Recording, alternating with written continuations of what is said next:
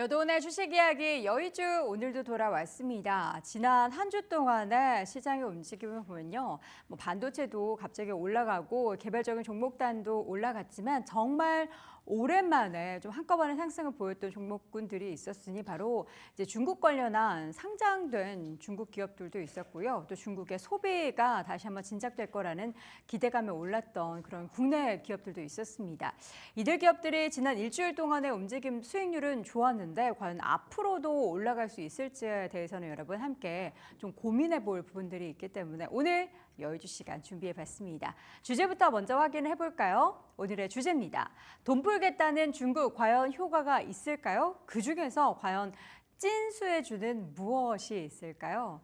지난주에 국내도 그랬지만요. 이제 유럽에서 LVMH 여러분들 잘 알고 계시는 루이비통, 디올 등을 갖고 있는 기업이죠. 그 기업의 주가도 엄청나게 올랐습니다. 일단 첫 번째 자료 보도록 하겠습니다. LVMH 중국 경기 부양책의 영향으로 이 명품사의 주가가 급등하기 시작했다. 이게 이제 5일 동안의 차트인데요. 우리나라도 그랬고 중국도 그랬지만 이런 유럽에 상장되어 있는 LVMH의 주가도 이렇게 올랐습니다. 이 기업을 왜 보냐면요. 사실 LVMH가 중국 관련한 영향을 굉장히 많이 받고 있는 노출도가 큰 기업이더라고요. 중국의 명품 소지가 다시 한번 증가될 것이다라는 전망에 LVMH의 주가가 올랐는데 올해 중국 수요 부진 그리고 지금 데이터가 약간 꺾이긴 했지만 앞으로 좋아질 것이 아니라 앞으로 중국의 경기가 별로 좋지 못해서 주머니 사정이 안 좋아서 이게 중국에서 명품 수요가 줄 거야. 그래서 우리 LVMH도 별로 좋지 못할 거야 라고 전망을 해서 연초 이후에 주가가 좀 하락세를 보였습니다.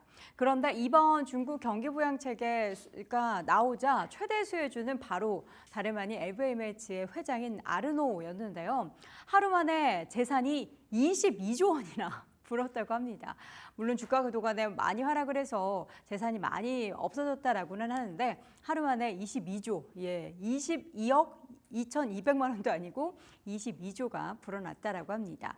얼마나 LVMH의 그 익스포저가 큰가 봤더니요. 지난해 기준으로 매출 기준으로 중국이 거의 40%. 물론 G2이기도 하고 국가 내 이제 인구가 워낙에 많다 보니까 비중이 높겠다라고 생각했는데 이렇게 LVMH의 비중 자체가 40%에 육박하는지는 몰랐습니다. 그만큼 중국이 굉장히 중요한 그런 소비국 중에 하나다라는 생각이 들고요. 명품 소비를 정말 많이 하는구나라는 생각도 들었습니다. 이뿐만 아니라 국내에서도 마찬가지였죠. 다음 그림 보겠습니다. 국내에서도 경기 부양책에 대한 기대감에 관련주들이 올랐는데요. 대중 수출 비중이 높은 화장품 관련한 기업들, 우리나라에서 대표적으로 아모레퍼시픽, LG생활건강, 그동안에 중국 비중 높았다라고 이야기했었던 종목들 하락했고 또 중국 비중 높은 OEM 기업 가운데서는 코스맥스가 있는데 코스맥스가 중국 관련해서 별로 좋지 못했던 실적 내용을 발표하면서 주가가 엄청나게 고꾸라졌었던 구간이 있었는데요. 관련한 종목들이 일제히 올랐고요. 식품 관련한 종목들도 중국이 소비가 늘어나면 당연히 K푸드에 대한 관심이 많기 때문에 이러한 기대감에 함께 올랐습니다. 이뿐만 아니라 이제 원자재 관련한 종목들, 구리나 철강 이러한 많은 수요가 발생을 할 것이다라는 기대감에 그 수요에 대한 기대감이 우리 시장에도 영향을 미쳤는데 이런 종목들에 대한 단기적인 상승은 당연히 이슈와 함께 테마성으로 움직일 수 있겠지만 결국에는 본질적으로 기업의 체질 개선이 동반되어야 한다. 그래야지만 앞으로 긍정적으로 볼 수 있다라는 제한적인 투자 의견이 나오고 있습니다. 대표적인 기업들 아모레퍼시픽 화장품 쪽에서 대장주로 올랐고요. 삼양식품도 또 중국에서 워낙에 또 인기를 끌고 있는 품목들이 있기 때문에 올랐고 또 대한전선 같은 이제 구리 관련해서 전선 관련한 기업들도 함께 상승하는 모습이 나타났습니다. 이 중에서도 근데 찐 수혜주를 우리가 좀 찾아봐야겠는데요. 수혜주 찾기에 그냥 굉장히 분주한데 찐 수혜주 그러니까 LVMH처럼 중국에 대한 비중이 정말 높고 그 익스포저가 커서 중국이 끌고 올라갔었던 그런 기업들이 뭐가 있었는지 뭐가 있는지를 찾아보는 게 중요할 것 같습니다. FNF 중국 발악이라고 합니다. 그동안에 수년간 중국에 대한 매출이 워낙에 높았었고 그리고 중국에서 내수가 좀 침체가 보였음에도 불구하고 그 구간에도 FNF는 대해서는 공격적으로 매장을 늘리는데 더 주력을 했습니다. 그래서 중국 관련한 사업을 계속해서 확대하고 있는 상황인데요. 전체 매출에서 아까 LVMH 38%라고 말씀드렸는데 F&F도 30%를 넘어서는 그런 수준이다라고 합니다. 그런 관련한 기업들에 대한 매출 비중이 더 늘어나고 있는 이런 상황에서 옆에 보시면 MLB, F&F의 대표적인 브랜드라고 할 수 있죠. MLB의 중국 매출 추이와 추정치를 확인해 보자면요. 이 회색깔 막대 그래프가 매출이고요. 또 이 빨간 색깔 선으로 된 차트가 YOY의 성장률입니다. 2023년에는 엄청나게 올랐던 거를 볼 수가 있는데요. 그리고 나서 정말 많이 뚝 떨어졌다는 거를 볼 수가 있겠습니다. 매출 자체는 조금 늘어나고는 있는데 지금 계속해서 성장률 자체가 침체되고 있는 상황. 그리고 MLB뿐만 아니라 새로운 브랜드를 계속해서 론칭을 하고 있는 F&F가 과연 이번에 중국의 경기 부양책으로 인해서 그 로컬 안에서도 매출이 더 다시 한번 성장세가 늘어날 수 있을지 여부 지켜봐야겠고요.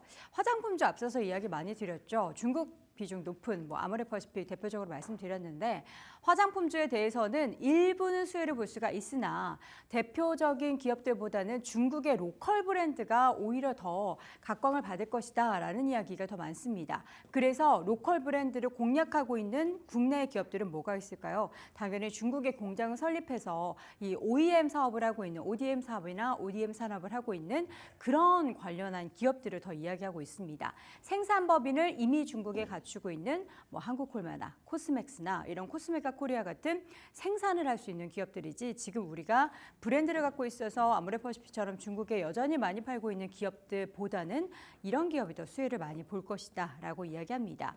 앞서 제가 코스맥스 말씀드렸죠. 중국 비중 높다라고 했는데 전체 이익 대비해서 45% 이상이 중국을 겨냥을 하고 있습니다. 그렇기 때문에 그 정말 몇 달 전만 하더라도 중국 비중 높다면서 우려했었던 그런 기업들이 다시 한번 기대를 할 수 있는 그런 상황이다라는 겁니다. 그런데 여기에서도 우리가 짚어봐야 될 점이요.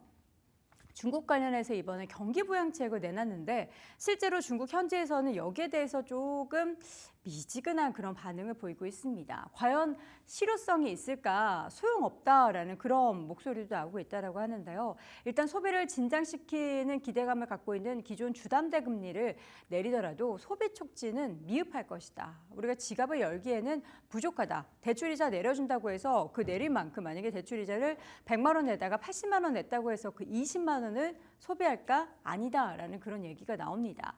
2분기에 4.7% 성장에 그친 중국 경제는 지금 여전히 빨간불이 들어와 있는데요. 그래서 기존 소비 진작책들 계속해서 나왔죠. 아예 현금성 쿠폰을 발행하기도 했는데 그런 부양책을 내놔도 침체는 지속이 됐습니다. 그래서 근본적으로 문제를 해결하기 위해서는 수입이 크게 늘어나야 되는데 수입이 크게 늘어나지 않는 상황이 계속해서 펼쳐지고 있고 여러분도 아주 잘 아시다시피 중국은 여전히 청년 실업 문제가 너무나도 심각한 그런 상황이기 때문에 이런 문제가 제대로 해결이 되지 않는 이상 지출을 하기 어려운 그런 환경이다라는 이야기가 많습니다. 그래서 지출 증가는 오로지 수입 증가에 달렸기 때문에 여러분들이 지금 부양책에 대한 기대감보다는 앞으로 발표가 되는 다양한 이제 청년 실업 관련해서 해결을 할 만한 그런 내용들 혹은 관련한 데이터들이 얼마나 유의미하게 바뀌는지도 함께 지켜보시면서 중국 관련한 소비주의 전략을 짜보셔야겠습니다.